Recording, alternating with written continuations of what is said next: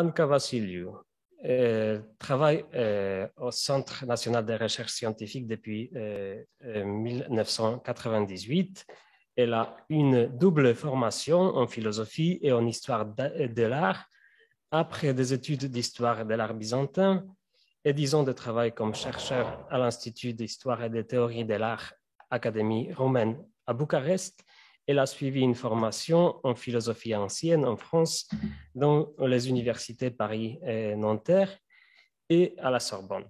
Depuis l'an 2000, elle dirige le séminaire de recherche portant sur la transmission des thèmes et des concepts philosophiques de l'Antiquité au Moyen Âge. Elle a fondé en 2003 et dirige depuis la revue annuelle Chora, revue d'études anciennes et médiévales de la philosophie, théologie et sciences. Depuis 2007, elle est directeur de recherche au Centre national de recherche scientifique et fait partie du Centre Léon Robert. Entre ces publications, on peut nommer la dernière qui porte le titre « Montrer l'âme, lecture du Phèdre de Platon ». Sans prolonger plus, je laisse la parole à Anca qui nous va parler de thèmes passionnants de voir. Nous allons voir être contemplé aporie antique sur la lumière entre optique, esthétique et métaphysique. Je ne sais pas si on m'entend. Ah. Donc, merci beaucoup pour cette présentation et merci de m'avoir invité, donc de me donner ainsi la possibilité de parler un peu de ce qui me tient très à cœur, c'est-à-dire le rapport entre la pensée et la vue. Et donc de réfléchir sur ce que nous appelons esthétique et avec un terme que nous empruntons évidemment aux anciens, mais qui ne signifiait pas exactement pour les anciens ce que nous entendons par esthétique. Alors, je suis très contente de parler après les exemples que nous avons vus magnifiques de l'église de Sainte-Marie-Madeleine de Vézelay et aussi après cette communication très savante sur la question du pythagorisme, puisque d'une manière beaucoup plus terre à terre, je dirais, beaucoup plus modeste, il n'en sera question. Ma question, celle que je me suis posée, c'est d'où naît l'idée de l'esthétique et que peut-on savoir de ce qui est à la racine de l'esthétique, c'est-à-dire ce qui nous permet d'avoir une sensibilité de type visuel, c'est-à-dire la lumière. Eh bien, je ne saurais pas vous dire ce qu'est la lumière, mais je vais essayer de tourner autour de cette question avec un a priori qui est fondamental et que nous devons tous avoir en tête quand nous essayons de trouver dans les textes anciens ce qu'est la lumière, à savoir que pour les anciens, c'est-à-dire pour tous ceux qui sont avant Newton et avant l'époque actuelle, la lumière n'est ni corpusculaire ni ondulatoire, qu'il n'y a pas de théorie physique de la lumière et qu'il n'y a pas non plus de division de la lumière en spectre des couleurs, ce que est l'invention principale de Newton, tout simplement parce que les anciens ne bénéficiaient pas des instruments d'observation et de mensuration de la lumière. Ils avaient en revanche une pensée philosophique très fine de ce qu'est la lumière en dehors de ce qui est mesurable et observable en tant que lumière. Mais, malheureusement, vous priez de vous reporter uniquement aux mots pour voir. Ce sont donc des mots que je vais vous proposer et non pas des images. Et voilà quelques mots qui sont à la fin de mon texte, puisque je n'arriverai pas à la fin. Je cite, « Le brillant fait éclater son rire sur le sol du temple entier. » Le brillant, c'est-à-dire Aglaé, et Gelasen, rire, Holu Nehu, dans tout le temple, toute la nef. Une fois les colonnes assises sur des bases polies, comme lorsque le soleil à son lever, Hélio-Néon, juste à l'horizon, brode les blancs nuages de lueurs bariolées, Nephos poikiletai augais. Cette traduction littérale de deux vers est une traduction que je propose, enfin sur la base d'une traduction existante, de deux hexamètres par lesquels Paul le Silenciaire, officier à la cour de Justinien, écrivait la description de Sainte Sophie pendant que Sainte Sophie n'existait pas, mais se construisait sous ses yeux. Avec 1000 hexamètres homériques, Paul le Silenciaire, officier militaire, est en train de décrire ce qui est en train de prendre forme sous ses yeux, et ces 1000 vers homériques seront déclamés au moment de la cérémonie de consécration de Sainte Sophie. Donc nous sommes à la moitié du VIe siècle, à la cour de Justinien, et la plus grande église, Sainte Sophie, est en train d'être construite à la fois par des architectes qui sont des connaisseurs de la géométrie et qui ont, semble-t-il, une vision pythagorisante du monde, et en même temps à partir de matières qui sont choisies et apportées de tous les coins du monde connu, de l'oïkouméné, en raison de la présence de la lumière dans la matière, c'est-à-dire des blocs de pierres précieuses, demi-précieuses, dans lesquelles des veines de lumière sont la manifestation de la lumière dans le monde matériel. Et ce que décrit ce poème, enfin ces deux poèmes, puisque c'est une description de l'Église et de Lambon, et les deux vers que je vous ai cités sont des vers qui décrivent Lambon, donc la partie la plus sainte de l'Église. Ce que décrivent ces vers, c'est comment la lumière vient dans le monde et s'y inscrit. Mais ce qui est frappant, c'est que le mot lumière n'apparaît pas. Il est question de brillant, aglaé. Il est question de soleil, hélios. Il est question de rayon, donc augais, et de couleurs, du blanc et du poikilia, de toutes les couleurs. Qui plus est, avec le rire, mais pas seulement avec le rire, avec les cheveux, avec le cou, avec les yeux, avec des bras.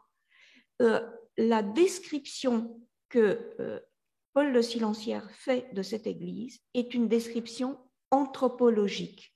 Tout est lié à quelque chose qui est la meilleure création du monde, l'homme.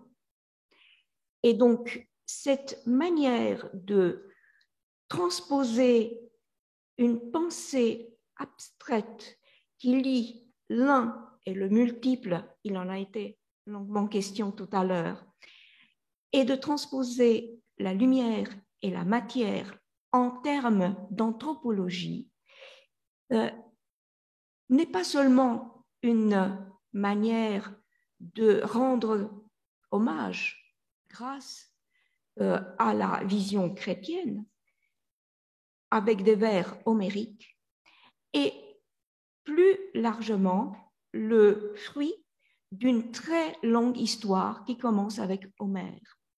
et la forte présence de la tradition homérique à la cour de Justinien n'est pas simplement une manière de légitimer par l'ancien le moderne, c'est-à-dire par la théologie ancienne grecque, la modernité de la théologie nouvelle qui est le christianisme, bien installé évidemment au VIe siècle. C'est aussi une manière de signifier que parler de ces choses ne peut se faire que par ce que les anciens avaient déjà réfléchi et formulé. D'où la proposition que je vais vous faire, à savoir essayer de reconstituer ce qui est l'argumentation ancienne, platonicienne et aristotélicienne de cette pensée où la lumière est au centre d'une réflexion qui ne peut que tourner autour pour en révéler quoi? Pour en révéler d'une part l'aporie que représente la lumière en elle-même pour la pensée, et d'autre part, comment peut-on en parler? Eh bien, par une manière de ce qu'on appelle une métonymie, non pas un symbole, non pas de l'allégorie, mais par métonymie, c'est-à-dire par ce qui est l'émanation immédiate de cette réalité qui est une réalité métaphysique. Les choses sont simples et en même temps assez subtiles. Donc, je vais vous lire maintenant mes réflexions, sans doute sans en arriver à la fin, mais je vous dis tout de suite que ce rire dont il est question chez Paul le Silenciaire, c'est une citation de Timée.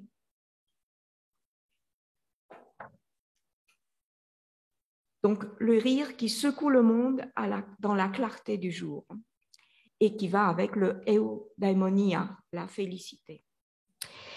Donc, voici le schéma argumentatif des apories de la lumière et ses conséquences.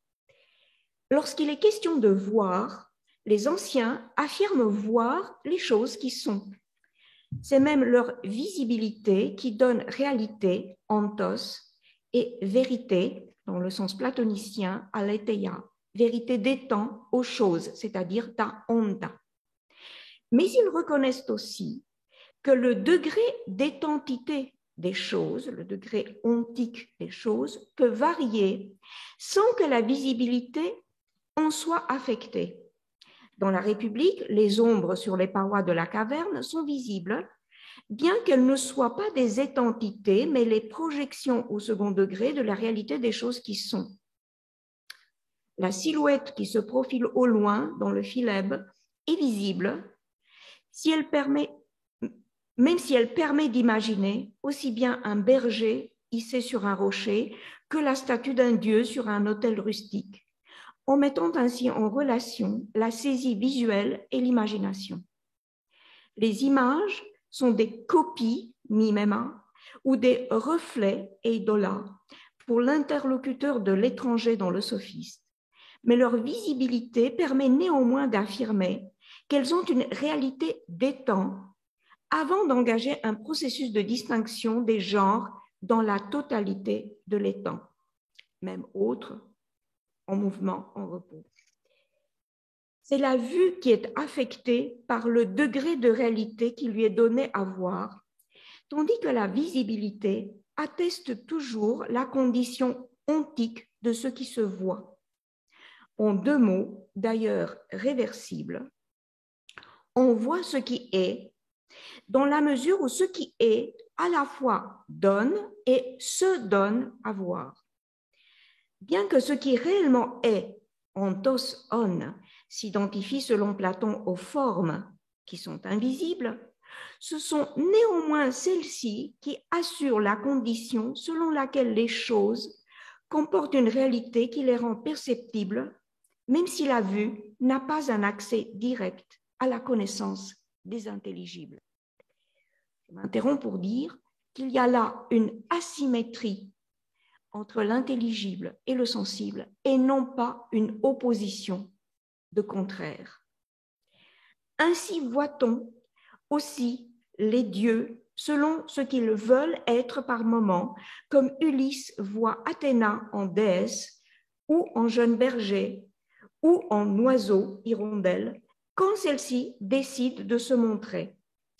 Voyons ce qui se donne à voir, un jeune berger, un oiseau ou une déesse dont on suit les pas.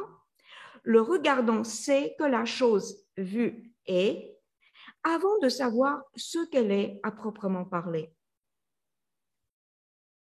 Une condition seconde est néanmoins posée à la saisie de l'étantité comme visibilité. C'est la couleur. Pour les anciens, c'est l'appropriation des couleurs qui indique la saisie proprement visuelle d'une chose qui est, antiquement parlant. Non seulement le monde est saisi en tant que coloré, mais la couleur est la condition même du visible et de la vue, puisque la couleur, pour les anciens, est synonyme de vie, zoé, et indique donc le règne du vivant.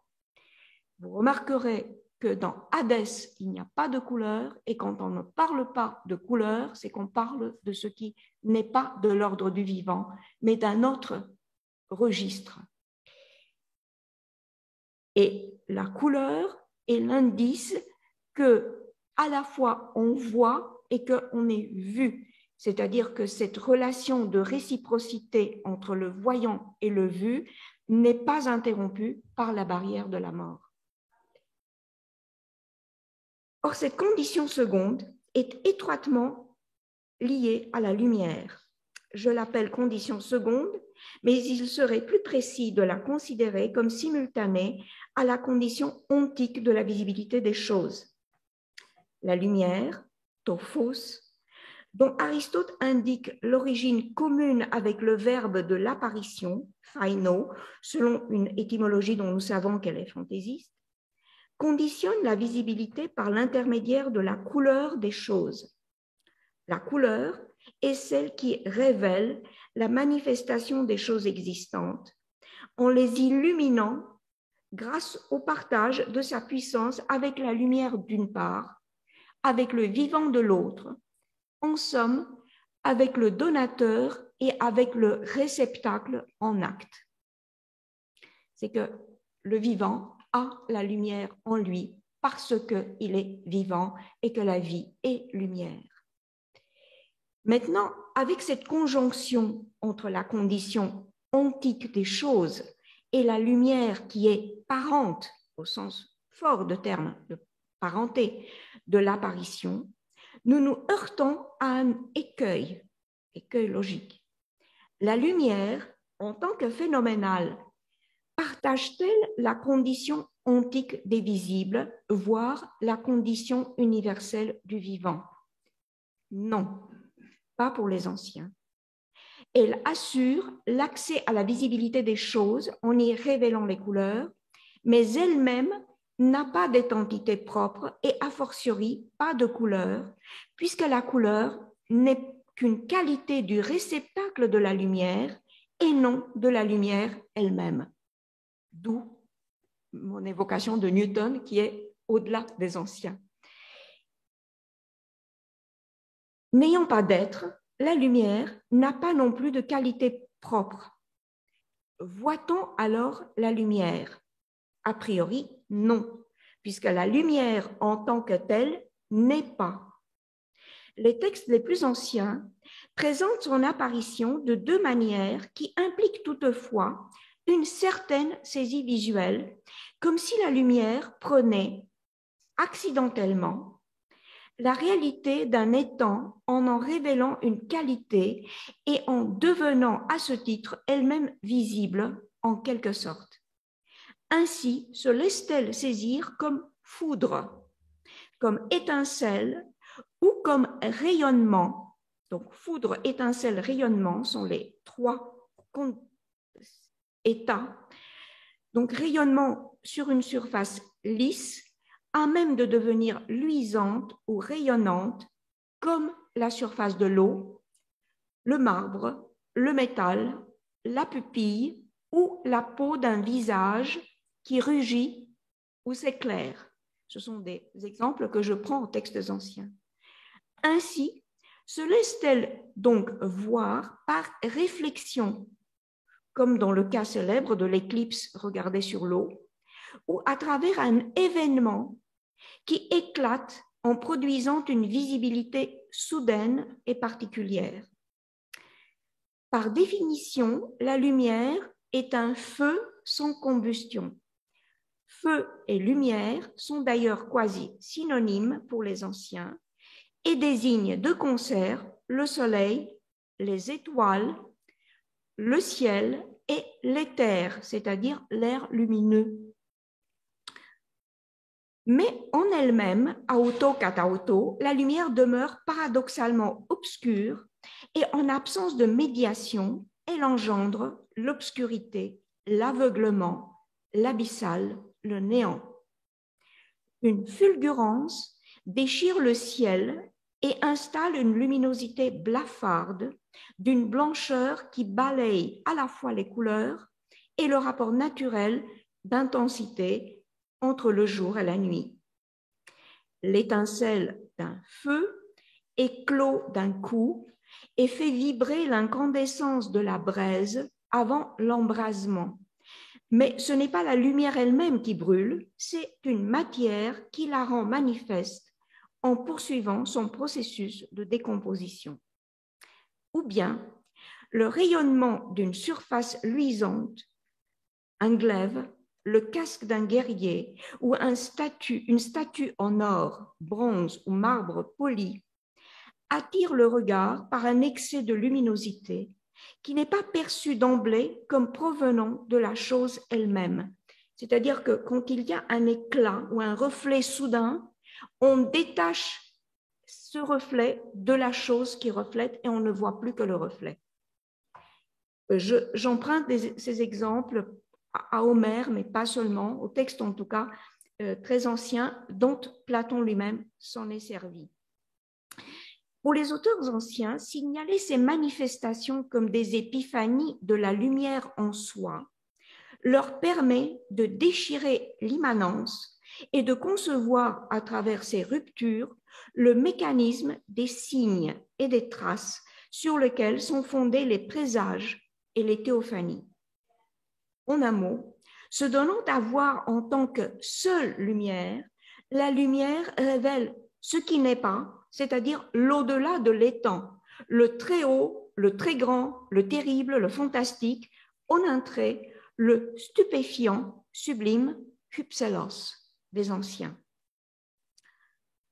Mais hormis l'instant d'une fulgurance, la puissance de la lumière est limitée à son égard, car son pouvoir de révélation concerne le visible, donc l'étentité de tout, sauf d'elle-même, qui ne comporte pas d'être, bien qu'elle n'en soit pas séparée, puisqu'elle agit sur l'ensemble de son étendue. Ce schéma paradoxal de perception et d'intellection, c'est-à-dire qu'en voyant quelque chose, on saisit aussi ce qui ne se voit pas ou ce qui ne peut pas se voir, a une conséquence frappante sur le langage en l'obligeant à adopter un détour que nous appelons de nos jours littéraire. La lumière sert en effet à donner corps à l'incorporel et se donne ainsi à voir comme par métonymie. Elle, qui n'est précisément pas corporelle pour les anciens, prête toutefois à l'incorporel une apparition qui s'avère être une image de celui-ci, sous l'aspect d'une visibilité et même d'une concrétion de la lumière. L'exemple le plus connu, et qui revient jusque chez Paul le Silenciaire, est celui de l'aurore aux doigts de rose, qui rythme la temporalité des poèmes homériques. C'est ce qui sert de section, comme vous savez, dans l'Iliade et dans l'Odyssée. Elle est décrite corporellement, les doigts de rose, puisqu'elle est une déesse, Héos, mais aussi et surtout parce que seule une figure donnée peut rendre compte du caractère insaisissable, infiniment transparent de la lumière aurorale et du passage de la nuit au jour. Dans le même contexte, les flocons de neige par lesquels se manifeste le tempétueux Zeus dans l'Iliade sont aussi une image descriptive et métonymique de la lumière froide, silencieuse et puissante de celui qui descend comme l'éclair des cimes de l'Olympe. Ces manifestations lumineuses de l'incorporel divin sont tout autant de moyens par lesquels la lumière elle-même se donne à voir à travers ce que le langage lui-même traduit en faisant se heurter dans les mots le cliquetis sonore et le sens, très important puisque ce sont des hexamètres, donc c'est une musique qui est entendue. Donc le sonore et le sens de ce que montrent les images, flocons de neige, doigts de rose, bien qu'elles donnent à voir ce qui par définition ne se voit pas, ni ne s'entend d'ailleurs. Il y a comme une attraction entre la lumière et le divin qui conduit à substituer l'une par l'autre en régime de manifestation et de révélation phénoménale, alors que ni l'une ni l'autre ne relève de l'existant corporel visible en soi.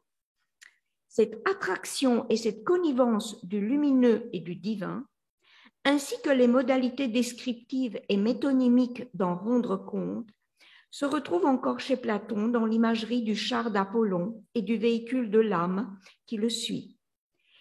Les moyens descriptifs et métonymiques de visualisation de la lumière persisteront, nous l'avons déjà entendu jusqu'à l'époque de Justinien, bien que l'Antiquité hellénistique et tardive va remplacer ce mécanisme par une iconographie allégorique dans laquelle les astres, les vents, les éléments, les dieux et la lumière elle-même recevant des figures et des attributs standards comme des représentations du cosmos, figures avec rayons autour de la tête par exemple. C'est le plus connu.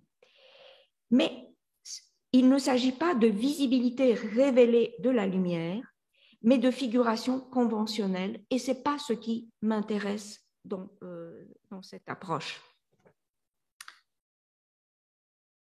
Donc je reviens au point de départ. La pensée antique semble en effet s'être confrontée à deux apories à l'égard de la lumière. La lumière, qui ne se voit pas comme telle, s'impose comme la condition de possibilité de la vue, tandis que la vue est subordonnée à la visibilité des choses possédant elles-mêmes une nature lumineuse qui est la cause de leur visibilité. Voyant une chose, nous percevons dans sa visibilité la capacité de celle-ci de recevoir de manière éclatante ou faible la manifestation de la luminosité universelle propre à tout ce qui est, à l'étant. Deux sortes de lumière sont donc concomitantes quand une chose nous devient visible. L'une est conditionnelle, l'autre causale. Les deux sont cependant de l'ordre d'un acte, bien qu'elles agissent différemment puisque l'une est physique, tandis que l'autre ne l'est pas pour les anciens. Contrairement à la lumière, invisible en elle-même parce que incorporelle et non antique, la vue n'est invisible ni à soi-même, ni au regard d'autrui, car elle est corporelle en elle-même. La vue agit en effet comme si elle touchait du regard, tout en étant elle-même touchée par le visible. Et le toucher, aptos, apton, est un qualificatif et un mot qui revient constamment chez les anciens, accolé au regard et à la vue, le toucher de la vue. En même temps, elle se perçoit elle aussi en prenant acte de la visibilité de l'objet visé, puisque la vue, comme toutes les facultés sensibles et réflexives, étant reliée au processus psychonoétique réflexif par excellence. Or, cette réflexivité naturelle de la vue et du visible est conditionnée par la lumière qui échappe, elle, à toute visibilité. Autrement dit, la lumière donne ce qu'elle n'a pas, la visibilité, et agit ainsi sur ce qu'elle n'est pas, sur ce dont elle est à la fois séparée, c'est-à-dire le monde de l'étant, et non séparée car elle agit sur les temps, tandis que la vue et la visibilité des choses, bien qu'elles soient toutes deux conditionnées par la lumière, se répondent et s'entre-déterminent au sein d'une communauté ousiologique et ontique, la communauté ou la totalité des étangs régie par une relation spécifique de complémentarité définie selon Aristote par le couple acte-puissance, énergia-dynamisme. Ainsi, voir actualise comme visible ce qui ne l'est que potentiellement, bien que cet effet ne soit pas celui d'une cause aitia de l'acte visuel, mais le corrélat d'une condition hexis dont l'acte visuel lui-même dépend. Malgré la nature physique de la vue et de la visibilité des choses, le vocabulaire de la causalité n'est pas complètement adéquat puisque la lumière assure la condition de la vue et de la visibilité inhérente, mais sans en être toutefois directement l'agent. Ce qui est frappant, c'est que chez Aristote, le père même de la quadruple causalité, le vocabulaire de la causalité n'est pas employé pour définir la vue et le visible. La lumière agit en réalité sans nécessité propre d'agir. Pour être, elle n'a pas besoin d'agir. C'est le propre de tout ce qui n'est pas. Seules les choses et la vue agissent selon une nécessité inscrite dans leur entelechie, agissent autrement dit par et depuis leur accomplissement propre. Cette première aporie recèle donc deux aspects.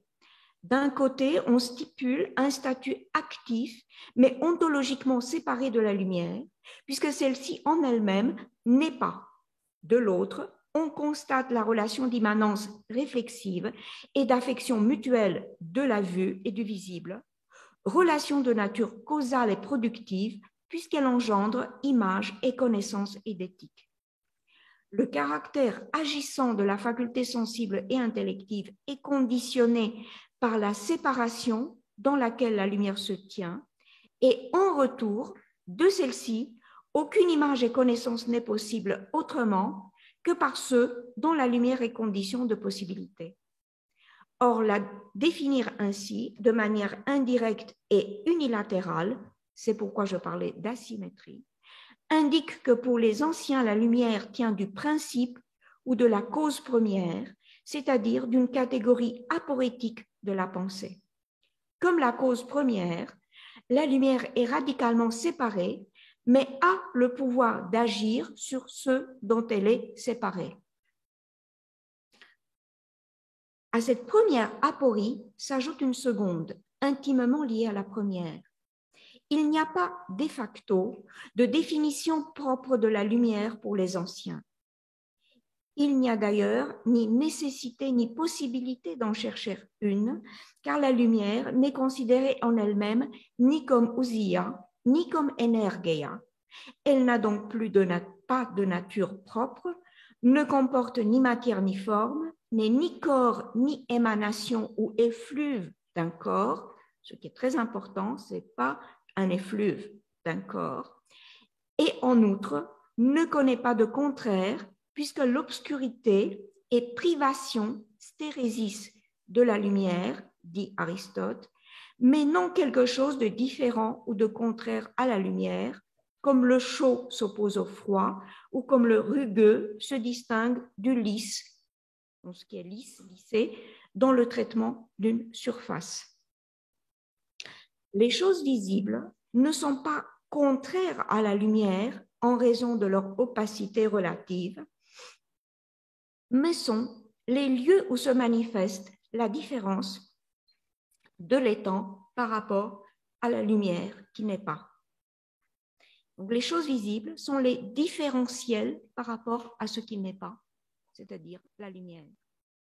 L'absence de contraire de la lumière est en quelque sorte comparable à la situation dans laquelle se trouve le non-être à l'égard de l'être. Ne pouvant pas être quelque chose en lui-même et le dire supposant d'emblée en faire quelque chose, le non-être demeure à jamais indéfinissable qu'il soit considéré comme privation ou comme altérité de l'être. Privation chez Aristote, altérité chez Platon.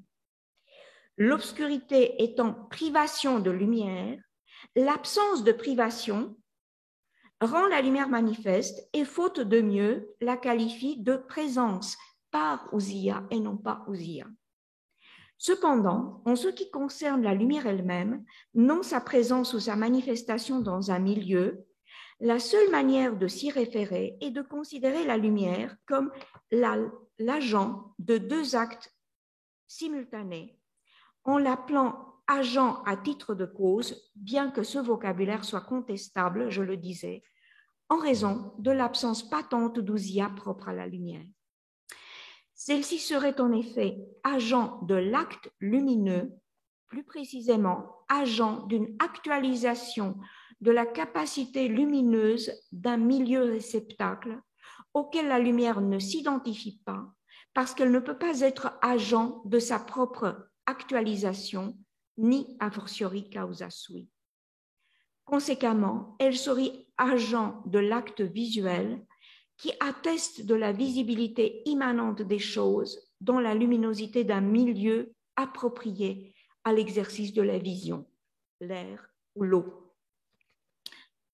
La lumière est donc doublement agente de ce qu'elle n'est pas, d'un acte premier répondant à une potentialité telle que la capacité d'illumination d'un milieu, comme l'air ou l'eau, et d'un acte second qui est l'acte visuel, lui-même lumineux.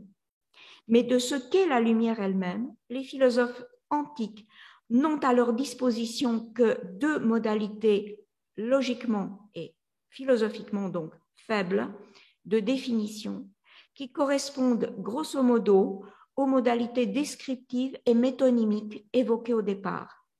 La première, c'est la présence, parousia, d'une part, et d'autre part, le corollaire, l'absence de privation de l'autre, c'est-à-dire l'impossibilité de la négation, dès lors que l'obscur est l'opposé du lumineux, mais pas de la lumière elle-même, qui ne connaît pas de contraire, selon Aristote, mais aussi selon Platon et peut-être Empédocle. La seule possibilité qui reste serait de définir la lumière comme dynamis, comme potentialité pure d'une énergeia qui ne correspond pas à son actualisation parce que la lumière n'a pas d'ousia propre, mais détermine et conditionne l'actualisation d'autres ousiae, celles qui sont des substrats et des récepteurs.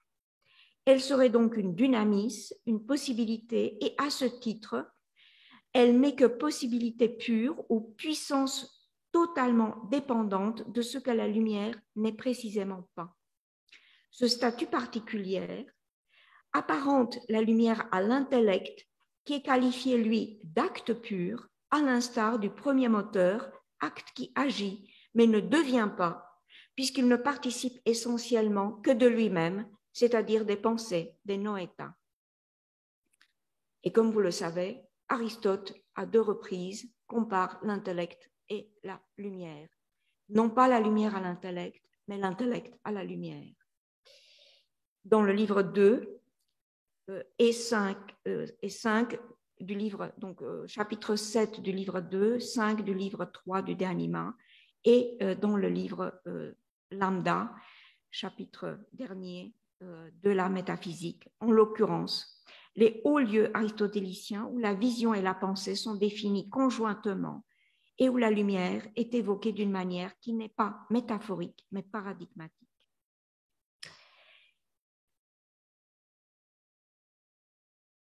De ces deux apories, deux conséquences. L'advenue de la première conséquence est évidente. Les yeux voient grâce à la luminosité de l'air, mais ne voient jamais la lumière comme telle. Cependant, ce n'est pas l'invisibilité essentielle de la lumière qui en est la raison, s'y ajoute l'absence de nécessité pour laquelle la vue chercherait à voir la lumière. Les yeux voient ce que la lumière révèle dans le champ de la vision et n'ont que faire de la lumière elle-même. Mais que voit-il au juste dans le champ de la vision? Il n'identifie pas seulement ce qui apparaît, comme par exemple cette bouteille, mais voit d'emblée quelque chose de plus que l'apparition d'un étang. Il décèle dans le surgissement phénoménal non seulement la visibilité soudaine d'une chose, mais aussi ceux dont cette visibilité particulière est ou pourrait être l'effet et le signe. En décelant dans le visible l'effet de la luminosité, ils saisissent la condition de possibilité que représente la lumière, bien qu'ils ne puissent pas la connaître pour autant. Or, ceci fait de la lumière un principe, précisément pas une cause, principe fondamental non pour la vue, mais pour la connaissance qui s'ouvre à partir de la vue, connaissance des choses dans leur nature de réceptacle, à la fois réflexif et transparent. Ainsi, la vue a-t-elle accès à travers le visible à quelque chose de plus que la stricte immanence de la visibilité intrinsèque des choses. Elle découvre le visible en le dévoilant comme une hypostase du vrai ou du réel, aletos on ou ontos on, c'est-à-dire comme quelque chose qui est réellement en ayant la condition de réception de la lumière en soi. Aristote, dans De Anima 2.7, décrit ce processus de la rencontre entre la vue et le visible, hérité de Platon, comme du diaphane présent dans tout ce qui est. La vue voit parce que le visible ne se découvre pas seulement grâce à une lumière extérieure braquée sur lui, mais parce qu'en saisissant la lumière dans le visible, la vue la découvre comme affine ou apparentée à elle-même. Cette lumière découvre au sein des visibilia, confirme la vérité ou la réalité de ce qui est et donc se voit, une vérité qui n'est évidemment pas logique, mais psychique et noétique, comme la réalité à son tour n'est pas ousiologique, c'est-à-dire substantielle, mais ontique, c'est-à-dire existentielle et affine à la pensée. Et je fais une petite parenthèse pour signaler que nous sommes trompés par le vocabulaire de la réalité dans les langues modernes, qui est calqué sur la res, sur l'objet, alors que pour les Grecs, la réalité c'est ontos on, c'est-à-dire ce qui est existant, ce qui est l'étant, et non pas l'objet en tant qu'identité objective d'une chose. La première aporie de la lumière engendre donc cette conséquence plus complexe que l'effet d'une vérité logique. Elle engendre une définition de la vue et du visible en reconnaissant telle chose vue et que les yeux éclairent, au sens de l'acte, à leur tour en donnant sens à ce qui leur est apparu. Je cite, « Ce n'est pas parce qu'une chose est visible, horomenon, qu'on la voit, horatai. Tout au contraire, alato enantion, c'est parce qu'on la voit, dioti horatai, qu'elle est visible, dia tutto horomenon. » C'est Socrate qui affirme cela dans Eutyphron. Il s'agit d'un sens non pas d'ordre sémantique, mais d'ordre ontique, permettant de relier ce qui apparaît à ce qui est et peut être appréhendé, connu et intelligé. D'où cette identification des yeux porteurs de lumière, phosphora omata, à des organes de la pronoia, organa des psyches pronoia, selon le Timée, comme si la vue, en tant qu'un moyen de vision et de prévision et antichambre de l'intellection, était aussi le lieu où la luminosité qui conditionne la visibilité restituait en quelque sorte son dû à la lumière qu'il avait générée. Donc tout le platonisme, et Aristote en est à cet égard l'héritier, même si chez lui c'est inversé l'ordre entre le visuel et le visible. Les yeux et la vision seront reliés aux facultés de l'âme, mémoire, imagination, intellection, les yeux de l'âme, les yeux de l'intellect, et donc aux vertus de celle-ci, puisque l'âme, elle aussi, voit, mais voit non comme les yeux qui saisissent les données d'une visibilité immanente, mais voit selon sa nature d'âme.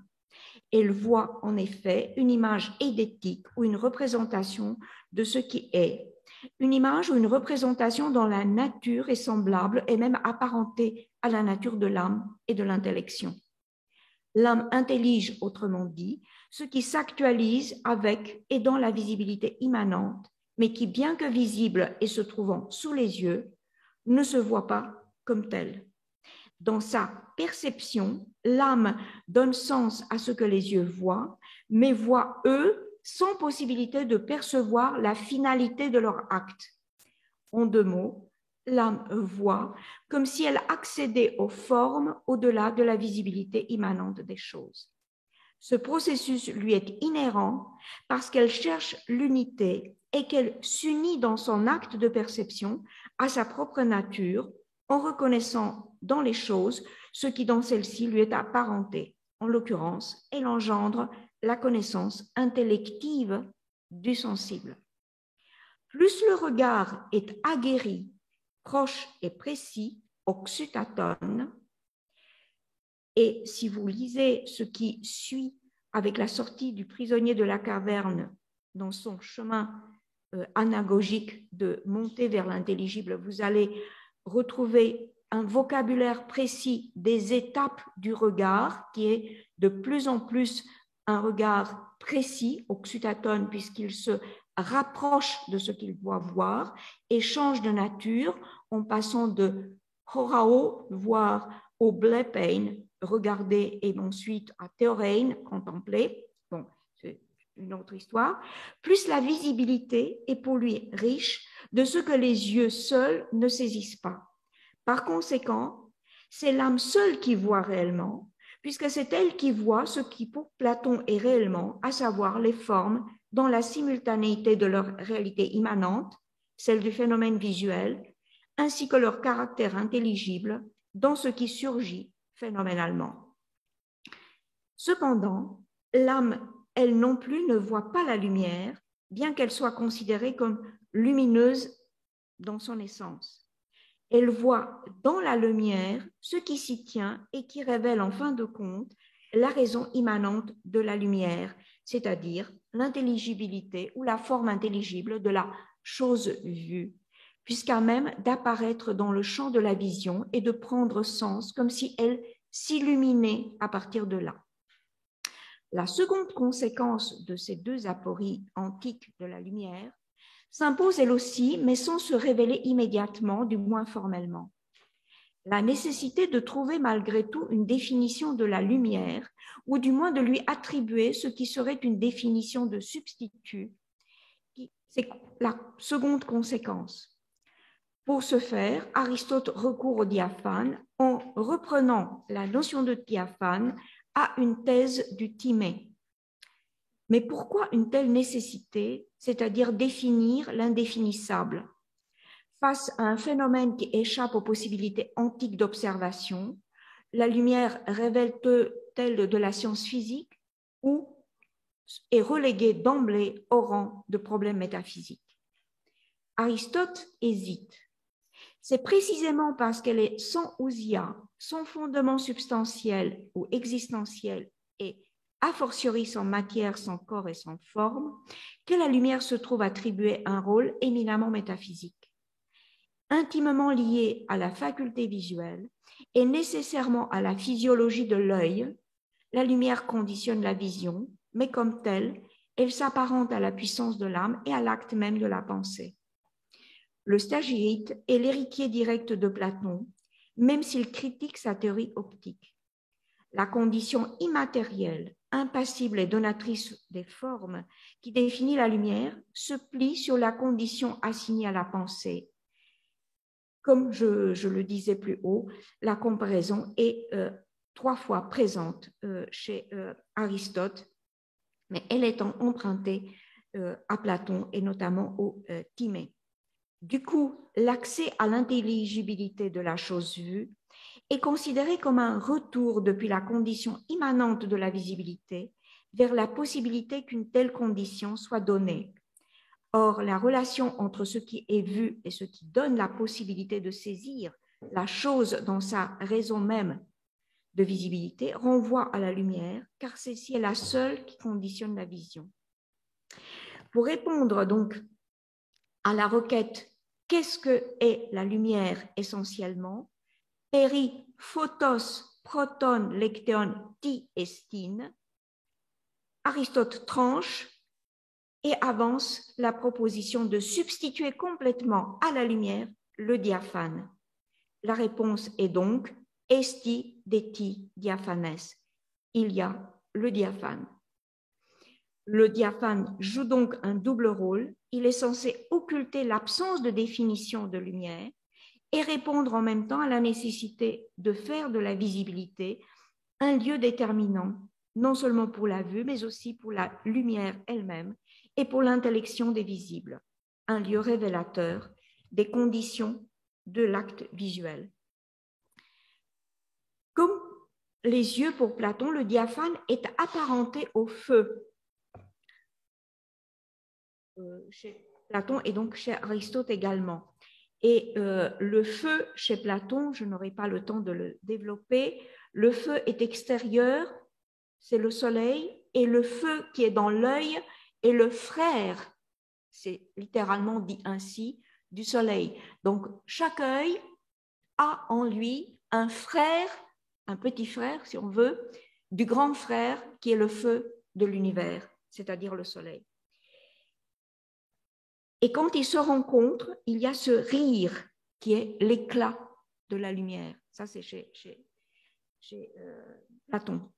Le diaphane partage ce trait donc, parce qu'il est lumineux, comme les yeux, et cette nature lumineuse apparente au feu extérieur, à la nature ignée de Apollon, Phoebos, donc du soleil. Cependant, la lumière en elle-même ne s'identifie ni au soleil ni au feu. Quant au diaphane, celui-ci est lumineux et brillant d'une part et transparent de l'autre, tout comme la composition de l'œil qui tient, selon Aristote, de l'eau et du feu simultanément, c'est-à-dire des éléments contraires, l'eau et le feu. Oui, je finis dans moins de 5 minutes. Donc, cette association de contraires au feu, qui ne s'exclut pas, est un héritage d'Empédocle, dont Aristote cite un long passage dans Descensu. Mais Platon en est aussi l'héritier et situe dans la pupille l'accès de l'âme à la connaissance des éléments qui ne s'opposent pas mais se rejoignent par la puissance d'attraction de la philia, vertu de l'éros. La théorie aristotélicienne du diaphane demeure très proche de la cosmologie traditionnelle et comme celle-ci, elle est descriptive et métonymique à l'égard de la lumière. Le diaphane participe essentiellement et qualitativement toutes les choses à même de se rendre visible. Tout ce qui est a priori est à des degrés différents diaphanes selon une échelle de plus ou de moins, des degrés non quantitatifs mais qualitatifs, car le diaphane n'est ni un corps, ni une partie de corps, ni une émanation telle un effluve, mais ce que sous-tend la présence de quelque chose de différent, se manifestant dans le diaphane de chaque chose. C'est lui, donc le diaphane, et non la lumière, qui est cause de la visibilité en soi. Kat auto horaton des choses. Donc c'est lui qui est to aition tu einai horaton. Cette phénoménalité conduisant à la visibilité tient cependant d'une nature étrangère à la chose même. Comme la lumière, le diaphane lui-même ne se voit pas. C'est la chose visible qui se voit. En revanche, parce que le diaphane est cause de la visibilité et que la visibilité de toute chose est la couleur, toga horaton esti chroma, c'est bien celle-ci qui met en mouvement le diaphane dans sa nature d'acte lumineux. À rebours de l'action, mais dans l'ordre de la démonstration aristotélicienne, les couleurs sont celles qui assurent la visibilité des choses visibles en soi en actualisant le diaphane, pan de chroma kinetikon estintu cat energean diaphanus, acte lumineux propre à la fois aux choses et à l'organe visuel. Si la lumière est la condition sine qua non de la vision, le diaphane en est la cause efficiente grâce à son activation par les couleurs. Je ne vous lis pas la partie sur la métonymie, mais j'en ai dit quelques mots et vous comprenez que dans ces deux vers que j'ai cités au début de Paul le Silenciaire, nous avons le blanc et la multiplicité des couleurs, nous avons la luminosité, nous avons le soleil qui est le feu, mais nous n'avons pas la lumière puisque elle, c'est le un d'où tout vient, mais qui n'est pas de ce qui est, c'est-à-dire de l'étang. Il est au-delà de l'étang. Voilà, je vous remercie pour cette occasion.